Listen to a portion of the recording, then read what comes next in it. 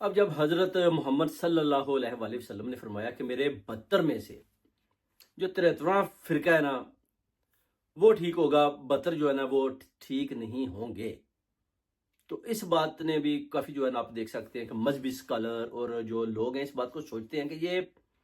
آپ صلی اللہ علیہ وآلہ وسلم نے جو بتایا کہ 72 فرقے جو ہے وہ اپنا ٹھیک نہیں ہوں گے، 73واں ٹھیک ہوگا، تو پھر اس پر کافی سوچا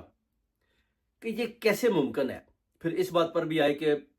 ڈیفینیٹلی یہ جو 72 فرقے ہیں یہ آپس میں بیٹھیں گے، بیٹھ کر ایک اللہ ایک رسول اس کی کتاب کو یہ مانیں گے۔ اس پر یہ نہیں ہوگا کہ شیعہ، سنی، وہابی، اس طرح کی کس قسم کے بھی فرقے کے آدمی اپنا اپنا جو ہے نا وہ کردار ادا کریں، بلکہ وہ مل کر بیٹھیں گے اور ایک اللہ اور اس کے رسول کو مانیں گے، اور جو حضرت محمد صلی اللہ علیہ وسلم نے باتیں بتائیں ان پر عمل پیرا ہوں گے، تو پھر یہ 73واں فرقہ ہوگا جس پر اللہ، اس کے رسول اور اس کی